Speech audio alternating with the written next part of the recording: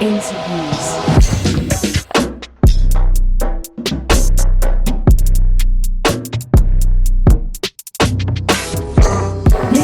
Humphries on directing.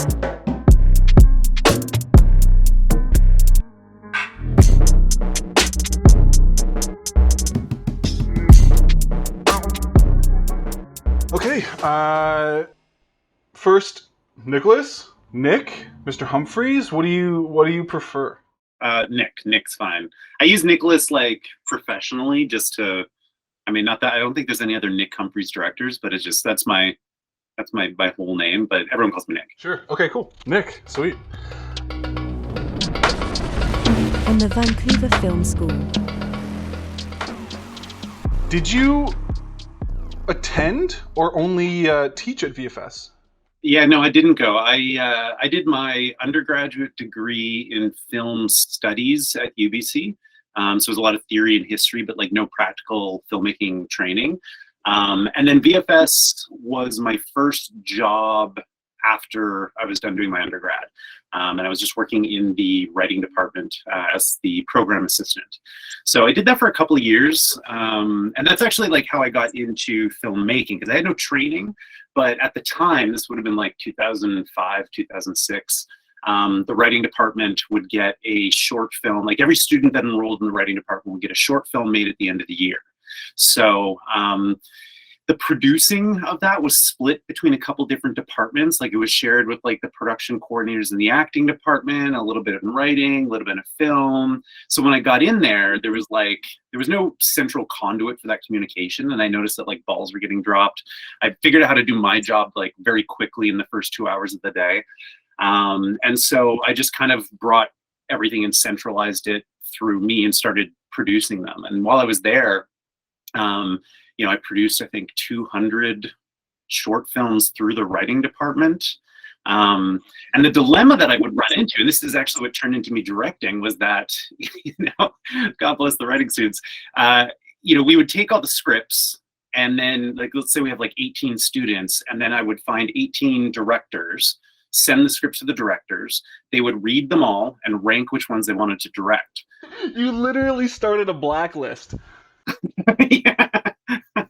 But there was always one script that like nobody wanted to touch, right? For whatever reason, it's just, it was just not something that interested the directors, but I still had to get it made. And there was times where I'd like ask pull in personal favors. I'd be like, please, we need to get like someone to direct the script.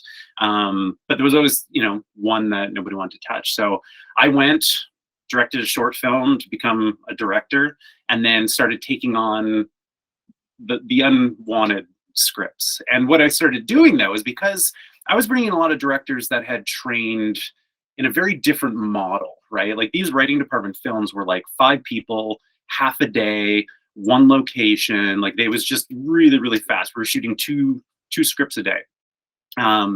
So bringing in a director that had learned in a different environment was always a bit of a challenge. It was like a learning curve, whereas I was learning to direct within that model. So I started taking some of the like unwanted scripts and turning them into the best movies of the bunch. I was sending them off to festivals. They were getting like audience choice awards and shit. And it just was like the first time that I was like, oh shit, like I think I might actually like this. And then I ended up leaving that position because it didn't pay very well. And my student loans kicked in and I couldn't afford to pay student loans and live in Vancouver. Went back to school to get away from the student loans, and did a master's in film production. So I was able to like kind of fill in some of the blanks when I went back. And then when I graduated my master's, I was able to teach at the university level. So I started teaching at UBC and VFS in like every different department. Like I was teaching in the writing department, the acting department, entertainment business management, basically everything except film production for the longest time. Like they would bring me in for little like one-offs. But it was years. Like I had directed 2 features before they asked me to come in and teach any directing classes. And then when I finally came in, it was like, I was the full-time instructor, and then it was only a matter of time before my predecessor left and they promoted me to senior instructor, and I gutted the entire curriculum and rebuilt. Yeah, we were talking about that, which is nuts. On directing. Your gravity is holding me. 2006. That's like the pivotal VFS moment. So did you say you directed 2 features before you got there? I hadn't done anything when I started at VFS. Like, I learned to direct while working at VFS. I loved movies, and I had gotten a film studies degree, and I got a job at the film school, and then it just kind of evolved from there. So it wasn't until I left, I went and did my master's thesis. Kind of was a turning point, because I'd made, you know, a whole bunch of short films, sent them off to festivals. They would screen, they would do really well, and then it was kind of over. And so I wanted to get into features, but nobody would trust me with a feature-length story because I hadn't shown that I could do that. That's the catch-22. Yeah. So, but my master's thesis was a web series that we raised private investment for. We actually ended up raising, say, close to $600,000, or maybe it was $500,000 for 2 seasons of it. Doctors and radiologists and stuff in Omaha, Nebraska. Wow. Web series did really well. Like, it got, the first episode got, you know, over 1 million views online overnight. We were nominated at the Webbies. It won like a couple of Streamies. There was a prequel novel that came out through Simon & Schuster. I was on the front of the television section of the print edition of the Sunday New York Times. And then it got recut as a feature and broadcasted on Space Channel, the Sci-Fi Channel in the States. It got the original video animation treatment. That's so amazing. I can't believe that they cut it into a feature. That's so sick. Yeah, and that's what got me into features, is because then I was able to, like, you know, it's like we kind of tackled these little episodes, found an audience online, used the audience as clout to license it to networks. And then at that point, it just made me more credible to do my first feature. So raising the money for the first feature was super easy. It was super cheap though. Like, we made that movie for, I think, $50,000 was like all in. But it was like a cabin in the woods kind of, you know, murder mystery slasher deal. But that got international distribution on like DVD, Blu-ray. And it just, yeah, kind of like one thing led to the next. You hit the DVD market? That's so crazy. That's like my favorite. We were just talking about how much we love the behind the scenes. Oh god. The first time I was able to walk into a Best Buy here in Vancouver and just find like a stack of DVDs of a movie I directed, like, I cried. Like, I was like, oh, that's so cool. Tears in my eyes. A DVD like being sold in the stores is almost more like cred than a theatrical streaming. Like, it's weird. And I'd said that early on in my career. I was like, you know, all I want to do is, like, I don't want the pressure of like a giant franchise or something like that. I just want to like have fun making things that I like. And so early on, you know, a goal that I set was that, like, I want to do straight to DVD horror movies and like have fun, and that's it. Now those don't really exist. It's more of a straight to streaming situation. And I think if you're of a certain generation, you have that collector type mentality. We clearly both collect shit. You know, DVDs are awesome, but for the next generation, it's gonna be like, ooh, I gotta get on Netflix or something like that. Yeah, that'll be interesting to hear what that they want. Oh man, I don't want to think about it, because it's like you're telling me like their dream is to just like go down the street instead of going to Mars. It's like the next generation just wants to walk down the street without being killed. That's like the new thing. Yeah. So, yeah, I don't know. Then I come to VFS in 2011. And where are you? Do you remember? Do you know where you are in 2011 at VFS? 2011, where was I? Specifically October going into 2012. That was my class. I definitely wasn't in the film production department at that point. Okay. I think I may have actually been working in the acting department. There was a time where I briefly was working full-time as a production coordinator for the acting department.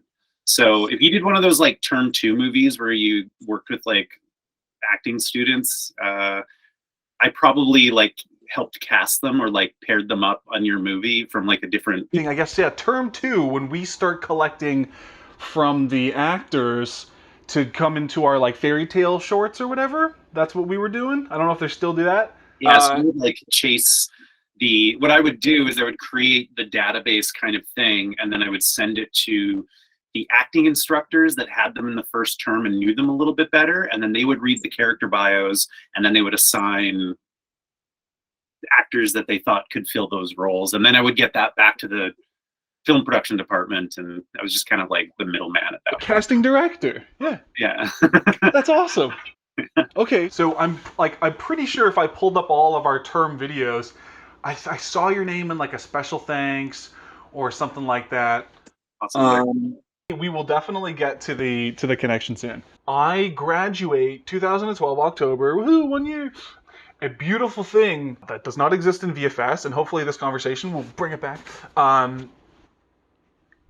I got an opportunity. I was just like, I was hustling. I was able to learn about EBM. Which is no more. It doesn't exist anymore. At some point, I hear about the Little Mermaid. Yeah, that's what this is for, actually, right here. This was, Yeah, bring that. What is that? What? What? That thing looks nuts. This is called a Scully. It was designed by Stan Winston, made by the same company that makes the. Yeah. So it was. It's from a film festival in Los Angeles called Screamfest. Okay. And it was a festival that I've been trying to get into for about 5 years at that point. And I was told that I couldn't submit the Mermaid movie because VFS had all these rules about things that they needed to hand in and get done. They had to build a festival package and all this stuff, but the deadline was looming. So I was just like, I'm just going to send it. If it gets in, what are they going to do? They're just going to be happy about it. So it did get in. And I got to go down to LA with my team. We watched it screened at the Chinese Theater. And it was like this wonderful screening. Like I felt like I was on top of the world. And then they had an awards ceremony at the end, which I didn't want to go to because I had seen the other shorts in like the shorts block. And every single one of them had like an A-list celebrity in them. Like they were just like big budgets. I don't know how they get made, but like recognizable people in all the films. And so I didn't want to pay. I was starving artist. So I didn't want to pay however it was much to get into the show. And I didn't want to walk away feeling like a loser when I was leaving on a high of this like amazing screening. But the team coerced me into going, and we were supposed to be wearing these like wristbands. We just kept our hands under the table. We came super early before. Lick my hand. Yeah, just hid basically. And then drank. And I was like drinking all night, getting more and more drunk. And then when they said that I was done, I was like, I fumbled my way through an acceptance speech and then went to the bathroom and just like drunk cried in a toilet stall because I was just like not expecting it. Yeah. I wish the ceremony was recorded. Oh my God. I wish, like I looked and I saw cameras there because I do not remember what I said. Like I was hammered. I want to know what you said. Me too. I think it was fine, whatever it was. But actually something that's really exciting that's happening is a buddy of mine. I haven't been back to the festival, in years. But a buddy of mine out of Saskatchewan who has a horror podcast called The Terror Table. Wanted to do his first short film, so I kind of mentored him through the process, and actually got to like fly out and go be on set for a couple of days. And it's a really badass short. It's called The Druid's Hand. You can check out their Kickstarter campaign. Is still online, and I actually show it in one of my classes as like a model of like how to do a campaign, like a crowdfunding campaign properly. Anyway, they got into Screamfest, so I'm going back in October and just gonna go hang out with my buddy and like rub his shoulders and hope that he wins a Scully. So good. That thing looks cool as hell. Yeah, so The Little Mermaid, there was definitely VFS postings about, first, was it an EBM production? Yeah. You were not taking the EBM class?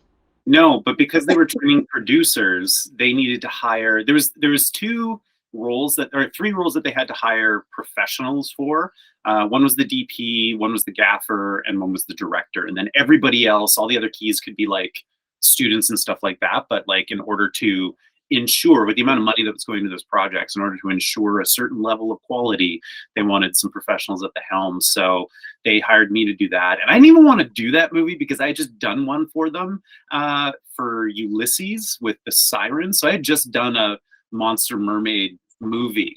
So I was like gonna turn it down, but I was like, I'll do it anyways. They got nothing else going on. So every term they would do another intellectual property that was in the public domain. And there was supposed to be an app that went along with it that I don't think ever like turned in it. So 2000. There's an app. The siren call or siren song or siren whatever sounds super familiar. And then, do you remember who helped produce Little Mermaid? I worked with a guy named Carlo Chong, I think. Totally. Carlo Chong, that name sounds familiar. I think he was like an EBM grad. I don't know if I worked with him because I would have been I worked with a team of 4 EBM students. And they like split up into groups, and then each of them took a short film. So I worked with like a pocket of them. And then when we did the adaptation, like that movie sort of got a loose adaptation as a feature. One of the EBM students stayed on as a producer. I think everybody else kind of went separate ways, but I continued to work on my second feature with one of the producers of that short film. So it was a good program. Like they were really training people up well. I just don't think the school knew how to market it properly because it was, you know, producing for everything. It wasn't just movies. It was like games. It was events. It was all kinds of things. So I think it just, yeah, I don't know why it didn't work out. They just weren't getting the numbers, so they shut it down. Okay, so shout out FP 143. I have to shout out my class. Scott Watson says hello. Oh, I love Scott Watson. How do you know him? How did we meet? My most recent memory of him was that when we were cutting, I can't remember which show it was. I think it was my first feature. Oh, we haven't even talked about that yet. So that's cool. So yeah, what was your first feature? And then we can. Well, the first feature was a little slasher movie that was shot up on the Sunshine Coast. But Scott gave us an editing suite at his company, like at Western. It must have been, yeah, and just such a sweet guy, like so nice and accommodating, and just helping out, you know, these little indie first timers. Like, yeah, love that guy. He might be one of my favorite people, but don't tell that to Brad Goodman.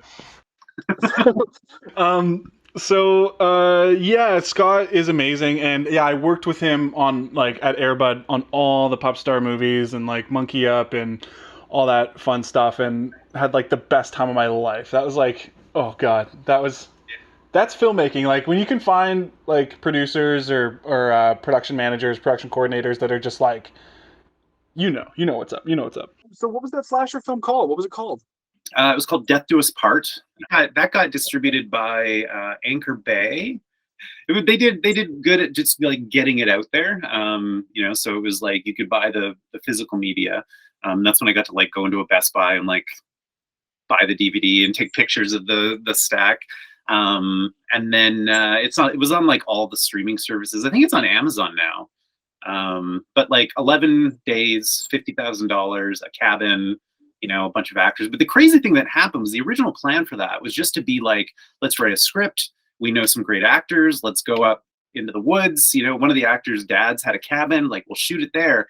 But like, it was like the Field of Dreams scenario. Is like, as soon as we started talking about the fact like we're making a feature, all these people wanted to be involved. And by the end of it, we had to raise more money to rent out like all the neighboring Airbnbs because we had like a 60-person crew. We had like a truck full of gear from, I want to say, White's. Inspired Cinema gave us like 2 Red cameras.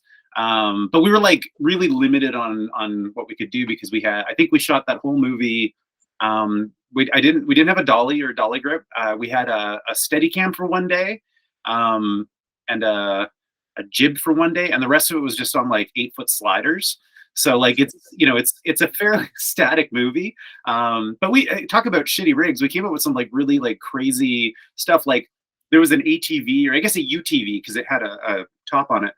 We would like strap the camera operator to the top of it and just like drive through the woods with like a light attached to it with like running after it to get those like running shots. I wish I had seen behind the scenes of that. That sounds insane. The crazy thing that happened on that was that we had a lot of it was like VFS, and I was teaching at UBC at the time too, so a lot of VFS and UBC students ended up coming up to help, and everybody brought their own cameras. So when I was like in a bit of a pickle in post, because 11-day shoot, you know, you shoot the scenes, but you don't really spend a lot of time shooting transitions.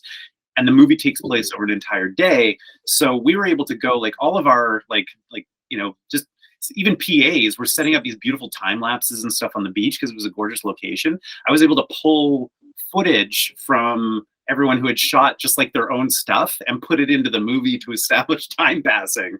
I think that was the biggest thing I learned about making features, is just like you have to establish time passing. You have to do your transitions. And a lot of it, because it's not scripted, doesn't make it onto the call sheet. Like, you won't get your own strip. And something that I've started doing recently, and I don't know if this is something that I've started doing, is when it comes to, like, if I've got some sexy camera move to get us into the scene, I make sure that depending on the context of what's being said, but if it's just like some fluffy dialogue at the beginning of a scene, I'll have the actors start talking the moment the camera starts moving, because otherwise it doesn't make it into the movie. If the camera moves, finds the actor, and then the scene begins, it always gets cut.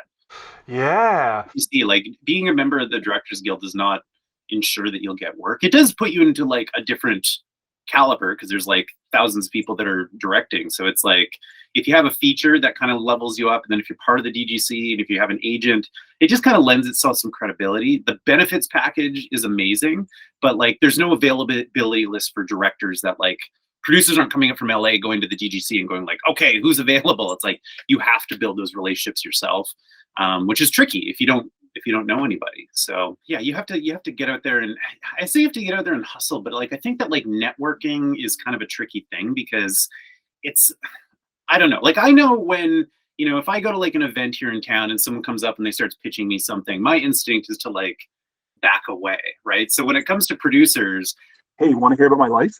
It's like, interesting. I never thought of it that way. Okay, but yeah. So if someone comes up to you and just does a pitch. Yeah, no, like, I think you have to form authentic relationships with people first, and like make a connection, make them know your face, and then propose down the road that you do something creatively together once you know that you like each other. When I was, getting trained, it was always like, this is how you network, and this is how you do a pitch in an elevator in 2 minutes and stuff. And I was like, I was just going to say, the elevator pitch, it sounds like we're kind of destroying that myth, where it's like, don't just like find someone expensive and pitch them, like, see if they qualify them first. It sounds like you're getting to. I would hate that if somebody came up in elevator. And I imagine there's like people whose job it is to like find these things, and that would be the right person at the right time to pitch something to. Like, I can't speak for every producer, but I know it's like when people start pitching me things, I'm just like, yeah, I guess so. Yeah, you've done the damn thing. Everybody's probably wondering, well, I can't do that. What the Nicholas Humphries got? On influence. How did you get into filmmaking? I mean, I think if I tracked it down, I mean, I always say it's like I've been directing since I was 12 years old. Like, when I was in high school, I had a VHS camcorder that I would like edit in camera. Like, I would shoot a piece of coverage and then turn around and get the next piece of coverage. And then so I was doing that, but it was never something I thought I could do professionally. Like, I came from a small town, single mom. We were broke most of the time. I just didn't think it was something that was available to me. And then when I got my job at BFS in the writing department, one of the things that the head of what was his job, program head of department, said was that, like, look, this isn't like, we're not paying you a ton of money, so like, to make it worth your time, you should be making stuff while you're here. So I actually teamed up with 2 of the writing department TAs, and we kind of cycled through and started taking turns. Like, I would write a script, I would give it to one of the TAs, they would direct it, the third one would produce, and we would just kind of like do that to try everything out. So it wasn't something that I ever thought I could do, but then this person was like, you have to do this if you want to stay here, because then it's going to be worth it to you. But then again, it's like, I never thought I could do it professionally. And the thing that I have to I think is really important to say is that, if I sit here and like list the flow of how one thing turned into the next, it's kind of creating this false narrative where it was like this upward trajectory. There was spaces of time, like, I've been doing this for 15 years now, but I would say, spaces of time as long as like 2 to 3 years long, where it felt like nothing was happening. Like, there was no trajectory in my career, or I would get close to something and then not get it. Like I was like this close to getting Wrong Turn 6 in Bulgaria. I was getting ready to like pack my bags, and then I hadn't heard from the producers, so I like called them and like, oh yeah, there's a guy who directed the last one. He's already there, so we're just gonna go with him because it's cheaper. And like, but they forgot to tell me. I got really close to my first gig in LA, which would have been sweet, because then I could apply for the O3 visa. Didn't get it. So there's like a lot of disappointments and a lot of like what I call the dark times in between. But I had invested so much time in it already, and you know, felt like, you know, I didn't know where to pivot to. So now at this point, it seems like I kept walking in the same direction. Eventually something happened, but there was a lot of times where I was like, maybe I'm not cut out for this.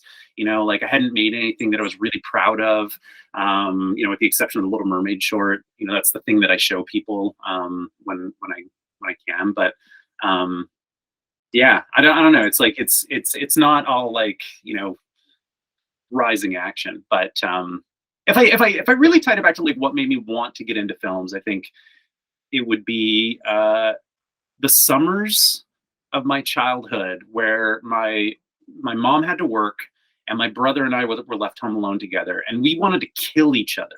Like we did, like sibling, we're good now, like we're great now. But our sibling rivalry, I had to go live with my dad for a bit at one point.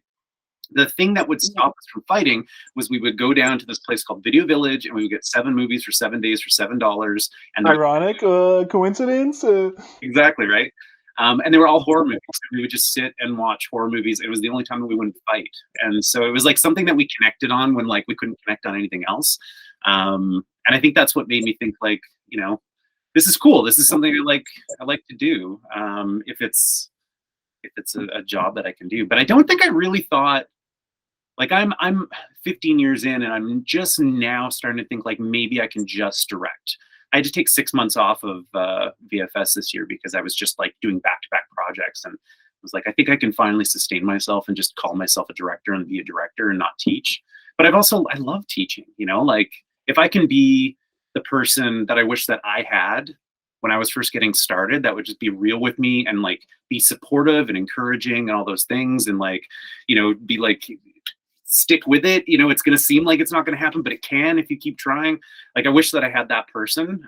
So if I can be that for other people, that's a worthy way to spend my time between projects. So I don't know, I'm not ready to leave teaching, even if my directing career gets so busy that I can't. I think I'll always have a foot in the door at the film school. Well, and I always say too, you know, just on the whole falling forward thing. And this is not something that I made up. This is something I heard Ira Glass talking about in This American Life. But he was talking about how, you know, with any creative endeavor, you know, if we're pursuing this as a career, whether it's like filmmaking or writing or painting or something like that, we come to it because we love the medium, and because we love it, we know what's good, right? So it's like we're coming in here and we know that the things that have value that we love are up here, right? But when we're first getting started, our experience level, our access to resources, like all these things only support us making things down here. And most people do not survive the gap, right? Because they're like, well, I'm not making stuff that I think has value because the things that I think have value. And the only way to survive that is to like fight through the pain, you know, push forward and produce a high volume of work. And eventually, little by little, you start getting closer to making stuff that, you know, is the like the stuff that you love, right? Yeah, that's survive that thing where, you know, we're our own worst critics, right? But you have to be your own worst critic, because that's how you grow, right? That's how you like push yourself to do better the next time. So you have to balance that voice inside your head that's telling you you're not good enough and use it to motivate you, not stop you from making stuff. And that's a tough. That's a powerful. Yeah, I was gonna say. Ooh. What directors or movies influence you? It's always The Shining. Like I hide a Kubrick, visual reference from The Shining into almost every movie I direct. Like there was a scene in my second feature. I think I saw you with a Shining mask on one of your stories. Yeah. The carpet. Cool. I have Cool. carpet underneath my dining room table downstairs. I ordered the Overlook carpet. My keychain is a Overlook hotel keychain. Yeah, no, I love The Shining. Yes. Love it. Is that your favorite movie by him? Yes. Yeah. I mean, that's my favorite movie of all time. I think it just, yeah, it's influenced everything that I've done. I like the pacing, you know, the horror that got from like, you know, like a liminal space kind of horror, I think is really something that, yeah, just the idea of these like empty, remote spaces that haven't had people in them for a while. There's something really haunting about it. Like I actually just, I sold a house, but my first real estate property that I bought, because real estate in Canada in general is obscene. But I made enough money for my second feature that I was like, I need to do something smart with this. So I put it into a cabin up in the Shuswap, which is about 5 hours north of Vancouver. And it was really difficult to get to in the wintertime. Like the Coquihalla Highway is crazy. So we wouldn't go for months on end. And there was something about walking into that space. It was a 2-level house, 3 bedrooms. But like going in there when nobody had been in there for months and months on end, there was something really horrifying. Even though it was like my home and I was comfortable being there, there was just something really spooky about the fact that this has been like, there's nobody has been in here. I don't know. It was like this absence of energy that I just found really spooky. So yeah, Kubrick and Shining, hand in hand, movie and director. Yeah, I mean, I say it with the caveat that like I don't necessarily like, obviously, you know, Kubrick's style of directing led to some masterpieces. I don't think his style of directing is a necessary route. I'm glad you said that. Yeah, in the back of my mind, I have the, come on, Shelley, we're freezing our asses off. Oh, come on. What do you mean roll 2 video? seconds. We're fucking killing ourselves out here, and you're going to be I ready. am too. There's Yeah. some of his practices that are not great. No, But you're talking about the craftsmanship, the result product. Mhm. Without the abuse, we can totally get there, for sure. Yeah, yeah. VHS tapes that you remember putting in. What do your parents say that this was Nicholas's favorite movie growing up? And you're like, I don't even remember watching that. Adventures in Babysitting. Oh, really? Isn't that John Hughes? That's legendary. I love Cool. Babysitting. That's like, I'd say like, I used to call it a guilty pleasure, but I don't think pleasures should be guilty at all. Like I think, you know, I was going to name something that wasn't a horror movie. I think that is a movie I've seen thousands of times and could watch again, you know, and I could probably recite it word for word. Like I could do a one-man show of Adventures in Babysitting for you, like including Elizabeth Shue's opening dance. Like, yeah, very, very influential. Actually, it was my second rom-com I did. I got to like choose a bunch of temp music to put in to send to the producers to screen, and I put in the theme. Like it's an older song, but it was a song from Adventures in Babysitting that I put in the final scene when they're doing the big kiss and the camera kind of takes off, because yeah, I was just like, it's exactly what this movie needs. And then they loved it, and then of course they had to replace the music, but we shot that one. It was a $1 million acquisition. But it actually sold to Hallmark, and Hallmark screened it in Canada, which is kind of a big deal in the rom-com area. Like, yeah, they're the ones that you want to like, you know, approve, I guess.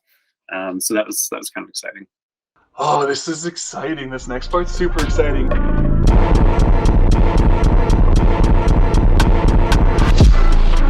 This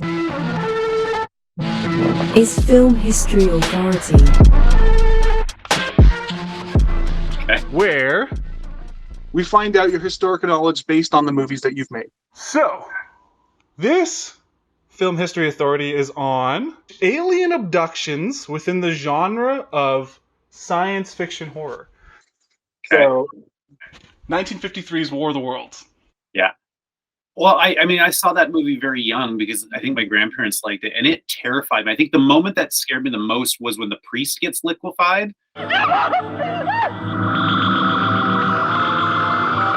I will dwell in the house of the Lord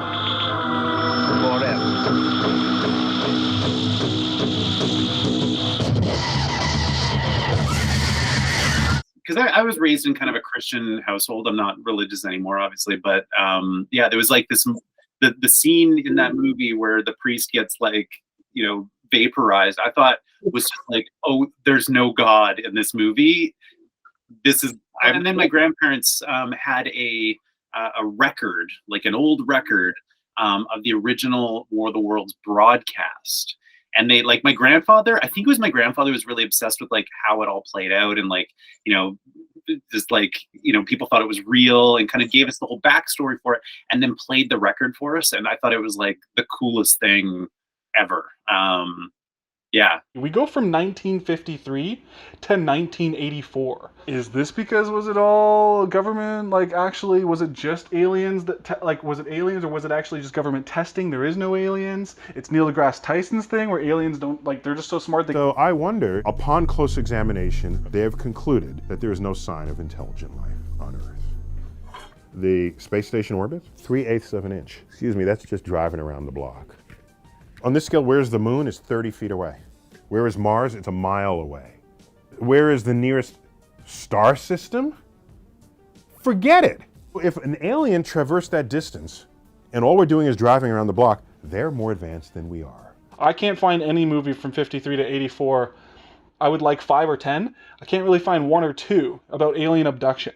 So this is really weird that alien abduction movies, we've got H.G. Wells' imagination, and then 84. Very, very weird. Look into this on your own time. 1984.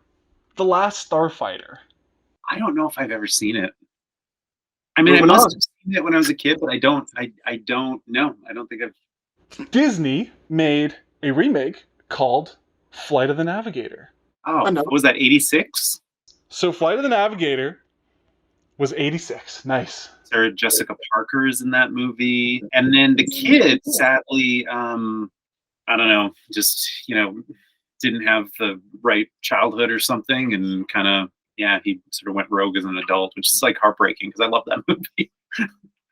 From 86 to 93, and this is where we get into the meat and potatoes. Fire in the Sky. The Travis Walton Experience. Yeah. So did you get much into that stuff? Oh, yeah. Oh, okay. Well, I mean, like, I was, I think, 12 or 13 when that movie came out. And at the time, I think it was like the scariest movie I had ever seen. At that age, like, it's just the idea that, you know, I don't know, there's certain images that have stuck in my head. It just kind of made you feel like you're not safe anywhere. They're everywhere. You're not safe. Like, it just, I think it did a really good job at establishing that. Cool performances. It's 1996, Independence Day. Yes, that's the best reaction. It just makes you feel good. Yeah, I love Independence Day. You know, my favorite part of Independence Day, though, is everything leading up to it. Like, everything leading up to the invasion, like the people having the parties on the rooftop and stuff like that. That was such an interesting look at what humanity's reaction to something like this might be. And I think it was bang on. I think if this was happening today, like, we've been through a pandemic now where we've just seen the full scape of like how people react. And I love all the like Area 51 stuff, like, surprise, it's real. Like, I think that's super fun. It's great. I mean, Will Smith punches an alien in the face. Welcome to Earth, of course. Yeah. So it's not to love. Yeah. The same year, which blew my mind, Mars Attacks. How do we get Independence Day? I was too young. I was born 92. I was 4 years old. I got all this stuff in VHS later. Yeah. Mars Attacks and Independence Day in the same year? What? Yeah. And I think that may have hurt Mars Attacks' reception, because Mars Attacks is fantastic. It's sort of a forgotten Burton movie. Like, I think we all kind of like sort of remember it, but and it's a weird thing to market too, because it's like, it's sci-fi. It's like a love letter to, like, you know, the 50s kind of treatment of alien stuff. So it's got like a... You know, but that it was an adaptation of a card trading card? Was it? That's interesting. Yeah, I had no idea. The next year. The Fifth Element. Oh, yeah. That's the stones are in me. Oh, yeah. Multipass. Yeah. Oh, yeah. Corbin Dallas, Multipass. Yeah, so 1997... Everyone's scared about the internet. No one wants to do anything. We don't know what's going on. So we jump right to 2001. 4 years of we don't care about aliens. We're now into the super cyberspace. But someone brings it back. And It's not who you think it was. You're like, Spielberg? No. A movie that came out from Nickelodeon called 2001's Jimmy Neutron Boy Genius. Where'd our parents go? I think I might have been a little bit older for that one. Yeah, you young whippersnappers. Yeah, I was in like my first year of college, I think, in 2001. 2002. I never saw this series. My grandmother saw this. Obviously, keep talking about her huge influence on the things that I watch. Taken? Oh Apparently yeah, it was like an 8-part miniseries. Tell me about this. What? Yeah, it was shot here in Vancouver, so there was local actors in it, and it kind of it spans many. I think it starts in like the 50s and then goes to present day, and it's like it's The 50s, isn't that a weird date? yeah, it's sort of an anthology series, except the characters I think are connected through family, so it's like different generations. I saw it once a long time ago, but you know who's in it? Speaking of Blair Witch Project, is Heather Donahue or whatever? Pretty sure she's in it. Yeah, I love her. She's great. yeah. Well, and Taken really, I think, employed all like any kind of like major piece of like alien lore. It took it all and connected it in ways. Like they even had I remember they had a character who was essentially like, did you ever listen to Art Bell when he was still around? Who's that? I have no idea who that is. He was a radio guy. He was like a public radio guy that would do these like broadcasts from his home in like the mountains of Colorado. And it was like all supernatural stuff. He would play like, you know, ghost recordings and stuff like that. But he was a huge conspiracy theorist. And you can still find, like, I think if you go to your podcast app, you can find some old episodes of him, you know, having people on. But he was sort of like this, if you were like a big like alien nerd in like the early 90s or late 90s, I guess, you would just tune in on the actual radio at a certain station at a certain, I think it was like Saturday nights or something. Yeah, he was kind of a big deal. And then he handed it off to another guy who like I never really stuck with, but there's a character in Taken that is essentially playing Art Bell. It's kind of cool. Mysterious Skin, 2004. Yeah. Oh, your face. You know exactly what this is, dude. It's have you seen it? Is that a spoiler to talk about this? Maybe we shouldn't talk about this one then. It's not, I mean, my friend Benjamin Murray, he's like, he told me about Mysterious Skin and he's like, you should watch this movie. And when he says that, I know not to look into it too much, but yes, it's an alien abduction movie, but it's much worse. Oh, would you put it on this list then? Yeah, no, I would. 2003, Signs. Yeah, it's incredible. I mean, and again, it's like, you know, I think it really highlights how effective things can be when you don't show everything or if you hold it back. But then like everybody remembers, you know, that found footage shot of the alien showing up at the birthday party. Yeah, it's terrifying. Okay, 2004 to 2005. Steven Spielberg's War of the Worlds with an amazing performance by Tim Robbins. Yeah, loved it. I think I saw that one in the theater too. Oh, I didn't. That's crazy experience. What was that like? Do you remember that? Like imagery too? Same thing? Yeah. I mean, it's got some of the most intense. I remember the sequence on the bridge I found really terrifying. Like when they drive up and people are trying to steal their car. Like it's the reaction of humans that scares me en masse. Like I think that is what I end up finding more terrifying. Like at the beginning of the pandemic, my partner and I like fled to our cabin in the woods for 6 months. So I was just like, I don't want to be around. I don't know what's going to happen with people in the city, but I don't want to be downtown while people are going crazy, right? So we left. We didn't come back. Is this the same real estate scary creepy property one? Yeah. Oh man, you're like, well, this is that's funny how that's less scary. You're like, you know what? This place is actually safe now, our safe haven. It was great. Yeah, no, War of the Worlds, fantastic. My sister and I still quote that movie sometimes as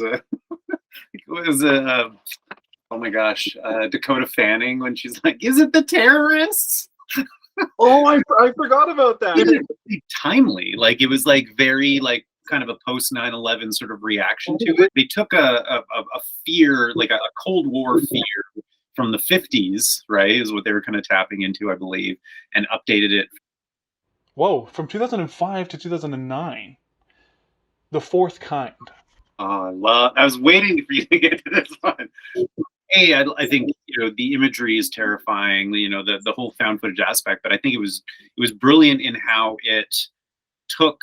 It's like you can't make War of the Worlds. Well, maybe you can if you do it like Ghostwatch did, but like you can't really trick people anymore into thinking that found footage is real, right? Like audiences are savvy enough to know that it's an entire genre, right? And it's hard to trick them. And so the idea of doing a big budget, slick kind of retelling of something that really happened and then faking the archival footage was something I don't think anybody's really done it that way. Like, again, Cannibal Holocaust, kind of, because Cannibal Holocaust is a mix of a film that you're watching and then footage. Yeah. So I think, I wouldn't say that Fourth Kind was the first to kind of do it that way, but they just did it really well. And, like people going missing in Alaska is a real thing. There's like a lot of people go missing in the woods. So, yeah, I don't know. It just, you could do a little Googling and start to find like hints and pieces of things where they did take kind of real things and incorporate into their story. But yeah, the found footage aspect of that movie, I thought they did really, really well. Like, The next year, we go from The Fourth Kind to the exact same budget, believe it or not. Skyline, $10 million. Brother Strauss, they $10 million. You never saw it, eh? $10 million alien movie? Pardon? Skyline. I don't know if I've even heard of it. Oh, underrated. It's 2011, movie right after it. So we go from $10 million budget to $110 million budget flop. Cowboys and Aliens. Never saw it because I was told by so many people to like not see it. It looked visually. How does? I mean, if I hadn't heard so many people tell me that it was bad, I'd probably like you pitched that to him like cool, right? And like Harrison Ford. That looks awesome. James Bond at the height of his career. Yeah. Daniel Craig couldn't save the movie. Iron Man's Jon Favreau. Why did this fail? Oh, interesting. Oh, And wow. And if you look it up right now, it's worth $12. So Skyline is also worth $12. So 10 million, 110 million, they're worth the same. Oh, wow. Well, that's the thing, right? It's like it's in the end, it's about like, are you making the audience feel the desired emotion? It doesn't matter how many toys you have to make it. 2013. Haven't seen it, but it's on a lot of lists. Dark Skies. I see Dark Skies. Was that Julianne Moore in it? 2013, same year. Under the Skin.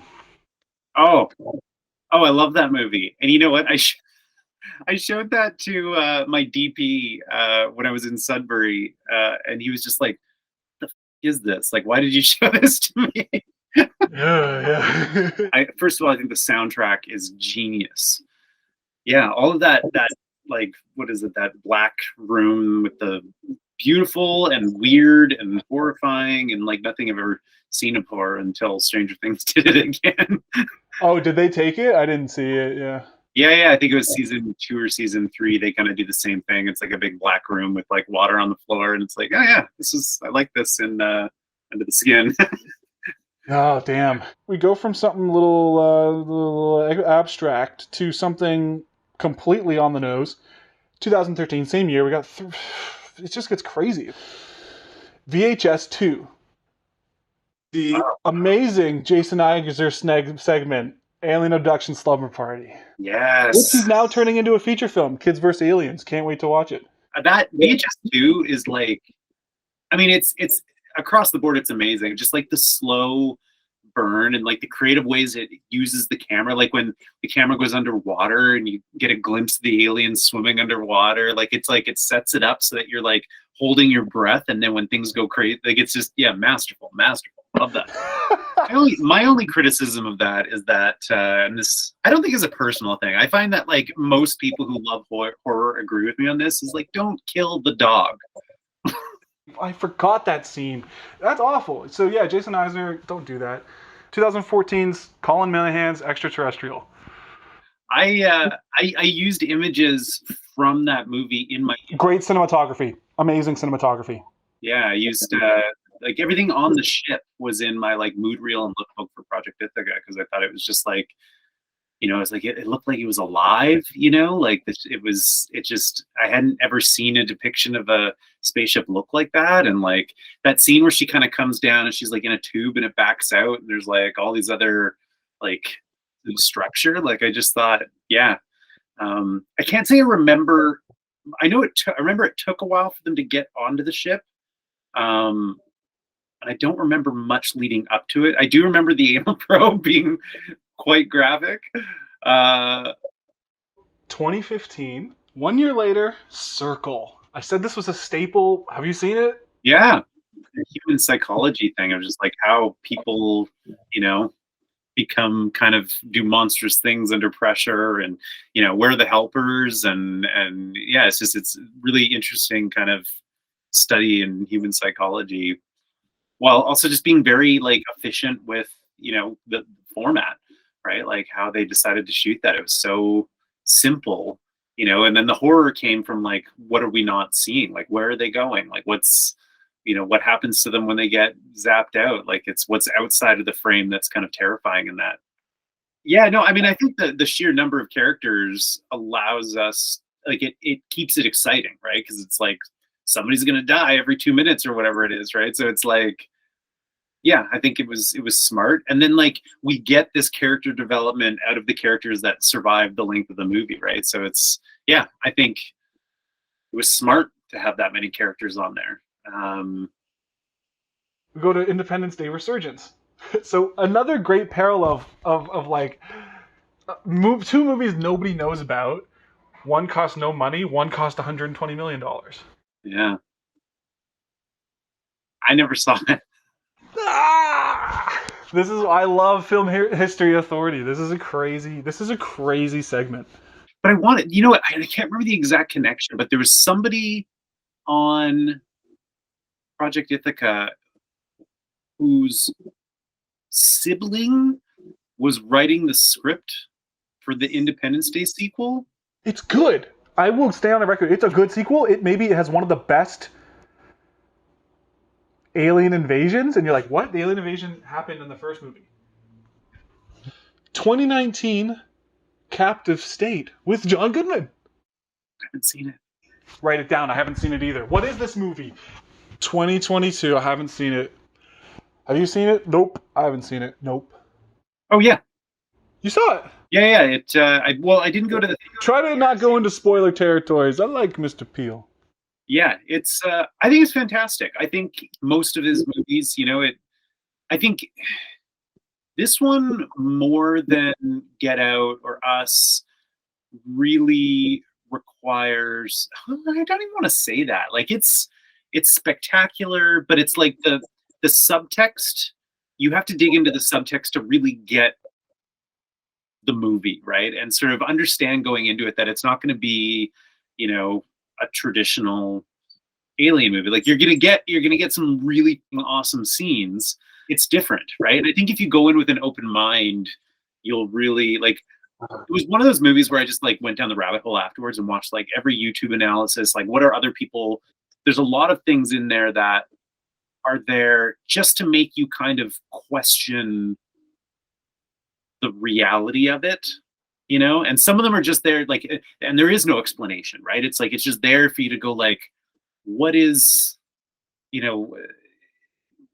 what is spectacle, right? It's asking some really like theoretical questions that, I don't know. I think it's what it'll age really well as people continue to discuss the themes in it. And there's some really fucking stunning imagery. Like you don't see anything in the trailer, which is great, right? It's not one of those movies that show you everything. Yeah, I loved it. I'm a huge fan of him anyways, though. So it's like, I'll probably love anything he makes. But yeah, good. Nope's great. So, Mr. Giles Pantone, I've never had to say his name out loud. Panton?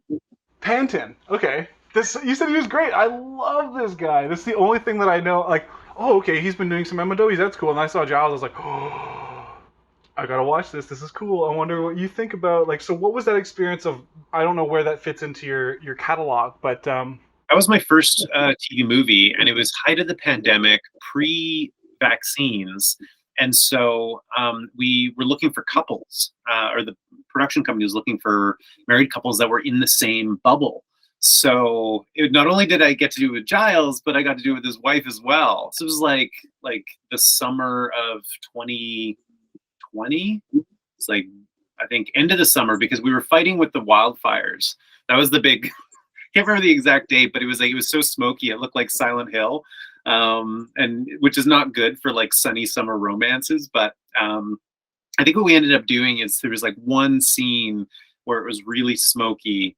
And we just put in a stock image of like the Golden Gate Bridge covered in fog as a way of like justifying the smoke in the air. But there was all kinds of crazy things. Like a lot of the blocking had to change in the way that we shot that movie. Like we had to have people do a lot of walk and talks, walking in the same direction because they couldn't breathe in each other's faces.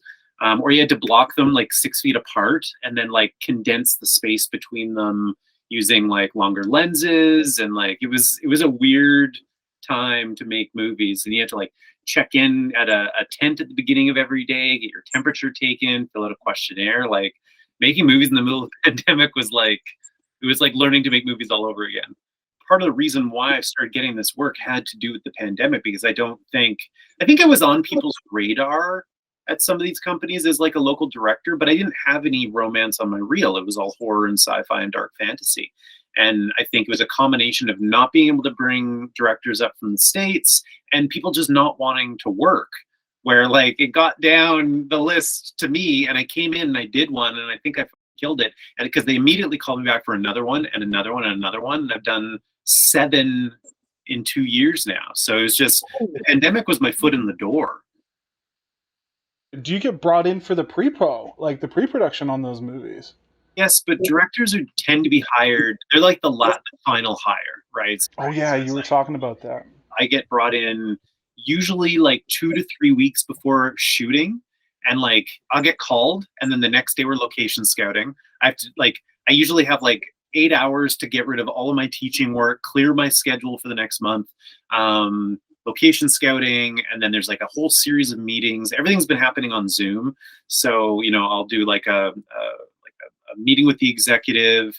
There'll be like a concept meeting, a production meeting. All the casting is taped auditions these days. There's no in the room casting. It's just I get told who number 1 and number 2 are going to be, right? Because they are sort of packaged up by the producers. And then I get casting for everybody below 1 and 2. I pick my 3 favorites, I send them to the producers, and then they tell me which ones I can have. And then we're shooting, like usually within it's like 2 weeks of prep, 12 days of shooting, 5 days of post. Although my last movie that I did was a horror movie, I only got 3 days of post to do a director's cut. But there's like a pretty tight editor's cut by the time I get it, right? So it's like going from editor's cut to director's cut in like 3 days. Again, most of it's happening remotely. Like my last movie, my editor was based out of LA, and we were just on Zoom kind of working together for like 8 hours a day for 3 days. But most of the time it's like I get a cut, I send notes, we use Vimeo, I just click on it, put my note in, send it off. Next day I get a different version. We just go back and forth as many times as we can before I'm cut off. And then you just kind of release it into the world. But one of the things I've noticed with MOWs is that I think it's a matter of that, like I'm shooting the script they've hired me to shoot, but I think the structure they've got down, right? So it's like, it shows the importance of structure, I think. Not all actors can do these movies because you have to do sometimes 12 pages a day. My last movie, we had 19 strips on the board for one call sheet. So it was like 19 different scenes, and we had to pick up. I was going to say that's on the, that's like this guy, exterior, Jesus. Yeah, so it's fast filmmaking. But like the crews and the cast and stuff, it's like they're all kind of used to it, right? So it's like, it seems daunting when you're about to do your first one, and you're like, oh, everybody is able to work as quickly as I can. So it's like, yeah, it's been I don't know, good. And then it's led to interesting things too, because like I started doing these rom-coms with the same company. I got to do a thriller for Lifetime, which is actually, I think of all the features that I've done, I think that thriller is the one that I'm the most proud of, because I think it looks great.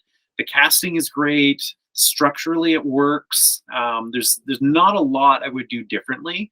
I might have, looking back on, I think the big thing I would do differently is there was a lot of stuff was scripted for the living room of this house. I would have broken it up. If I had known I had the freedom to do so, I would have used some different locations, because it feels like we're in the living room more than I would like to have been in the end of it. But like an exec that I made a relationship with at that company went to start working for another company, and that company does different stuff. So I got to do a book adaptation with them. I got to do a horror movie with them. So it's like, it's sort of, led to new and interesting things. And, it's like, who gets to make 7 movies in 2 years? Like, I don't know. I love, dude, that's why we're talking. I love that. That's like my favorite thing. There's gotta be this fine line between how you've just experienced the years and the sparsity and the ups and downs between all these different films. Why can't they be churned out more like horrors and supernatural and stuff? And people have these ideas. Is it hard to write these? Is it super hard to write this stuff? Yeah, it is. On Project Ithaca. How'd the casting go for Ithaca? How'd that happen? How'd you find those guys? We cast out of Toronto. So there was like a number of trips back and forth from Sudbury to Toronto. There was a couple of people that we had in mind. Daniel Fathers, who's the angry British guy in that movie. He was someone that we kind of knew that we wanted for that role. So that was like an offer only situation. Derek Campbell, we made an offer to. And then, yeah, we just went and saw like a ton of auditions in Toronto. In person. I think that was the last in-person casting that I did. It was like 2017 or whenever that was. Yeah. Well, one of them is from Paris. Of course. Well, we don't have to spoil that. Yeah, of course. On the controversial. Why this whole interview started, man? I YouTubed Nicholas Humphries' interview. Have you ever done that? No. The third video down, when you type in Nicholas Humphries' interview, you're standing next to Alison Mack. Oh. Yeah. What's crazy is I have a short film coming out in Halloween. It's all about cults. It's about Heaven's Gate, like NXIVM, all this stuff.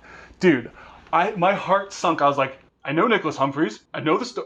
I watched Smallville. I need to know. It's funny. You're the first person to ever ask me specifically about NXIVM. Oh man, dude, this is what I've been waiting for. There was a time, probably I want to say there was a time in Vancouver film where it's like a lot of people were part of NXIVM, and those of us that were not knew it was a cult, just because it's like, I mean, how can you not, in a post fucking Jonestown, like the way people talked about it, it was like, this is super culty. I don't want to have anything to do with it. But you couldn't talk about it. You couldn't talk badly about it, because then you would get labeled as this person who was like a naysayer. And a lot of important people in film were going to this thing. And so you had to be really careful about how you talked about it and how you turned it down.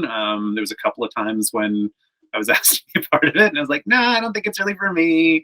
But you had to be polite about it. So when things blew up, it was just like, of course, like it made perfect sense, because we all kind of knew it. But the only thing I can say about Alison is that Alison, as I knew her, was lovely.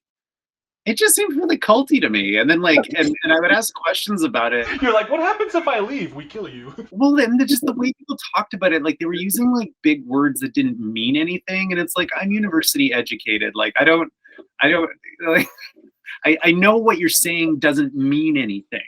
Right. And so it just, yeah, it was a spooky time.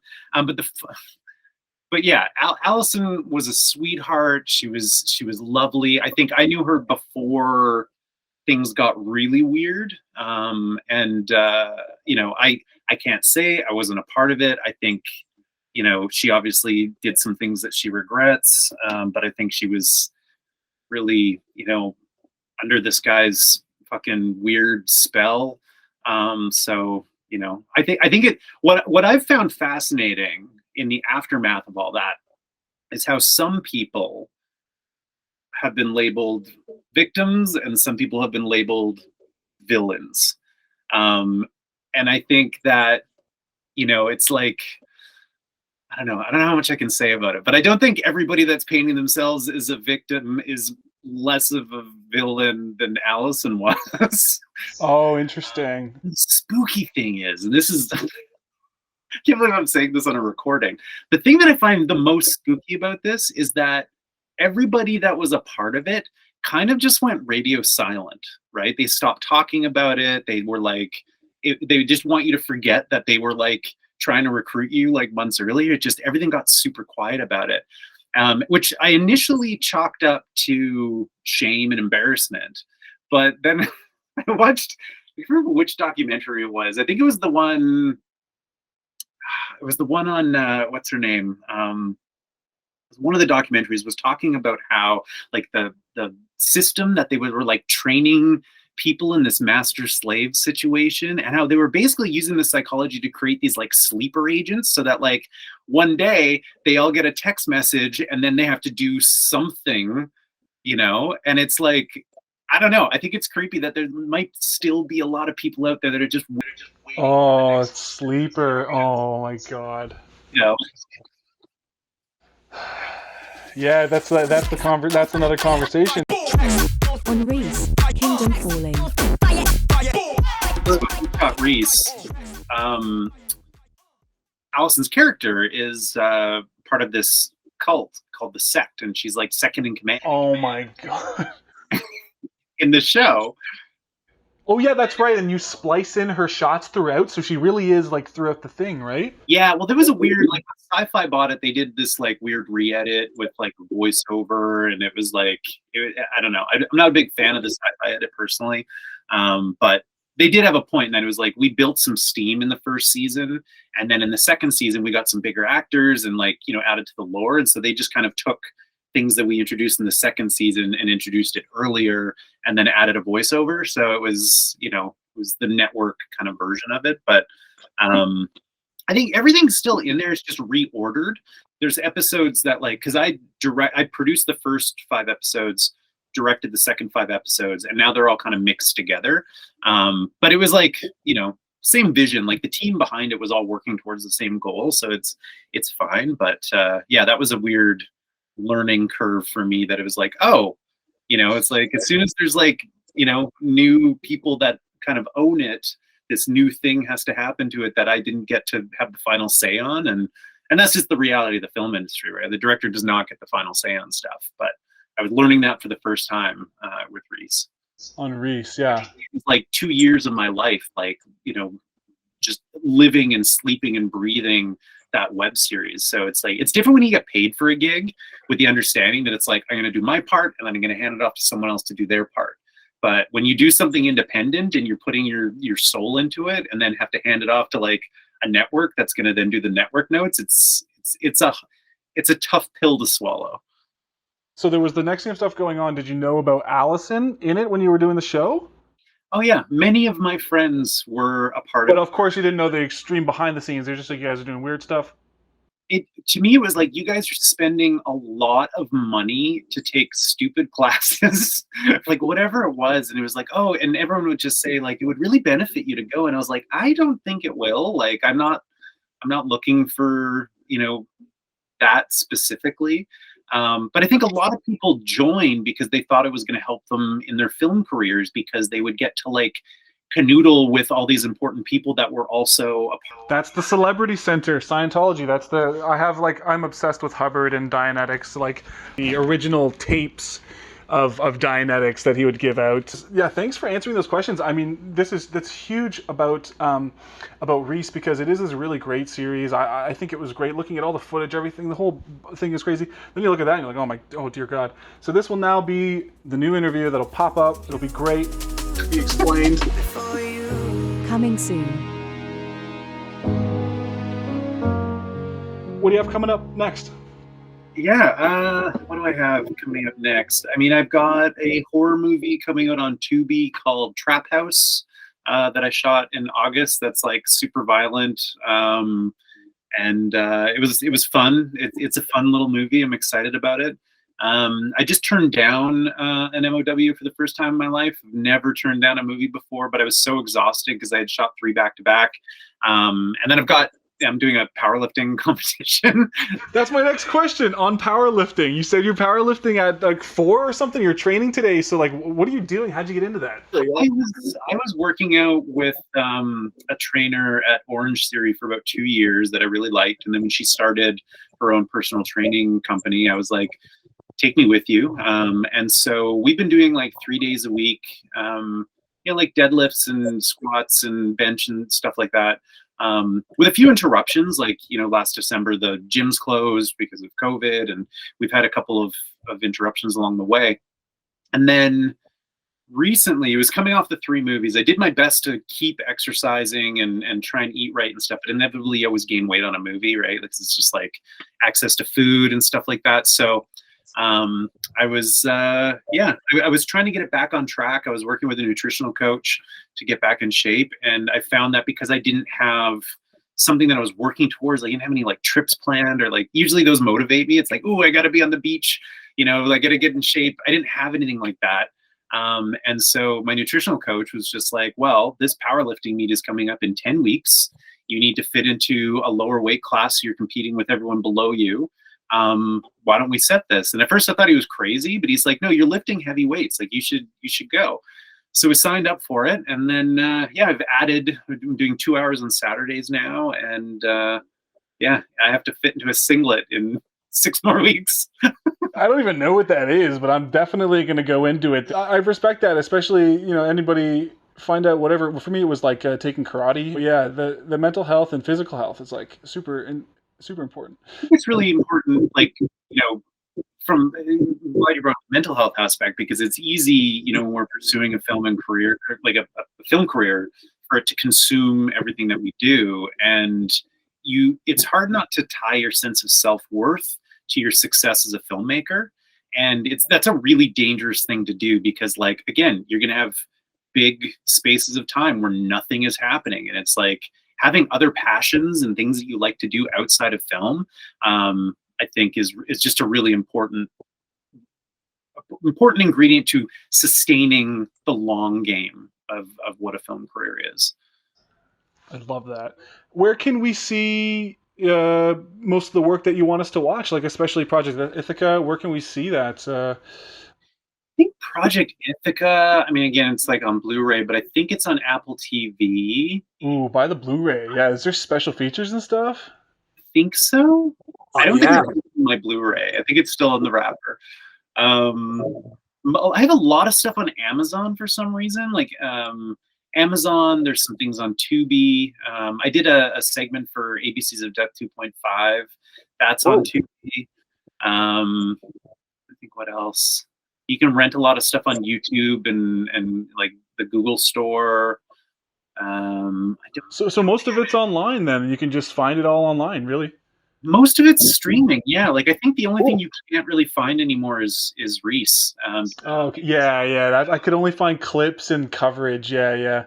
Yeah. So we should re-release that at some point, because like the original cut of it, because I do love the original one. Yeah, and I have a website, nicholashumphrys.ca, has like links to trailers and things that you can check out. The last question. What are your plans for Halloween? Oh, I have plans for Halloween. So, for starters, I've already bought my tickets to Fright Nights at Playland, which is going to be on the 30th. Halfway through October, I think I mentioned this, I'm going to go down to LA for Screamfest, but also I'm going to go do Halloween Horror Nights at Universal. Oh yeah, your buddy's going, right?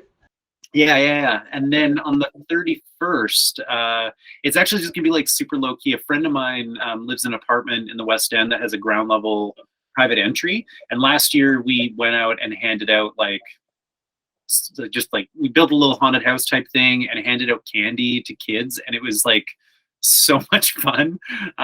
So we're gonna do that. My sister and one of my best friends from high school, we're gonna hand out candy to kids in costume. And I did that last year. I was a ghost with a bed sheet.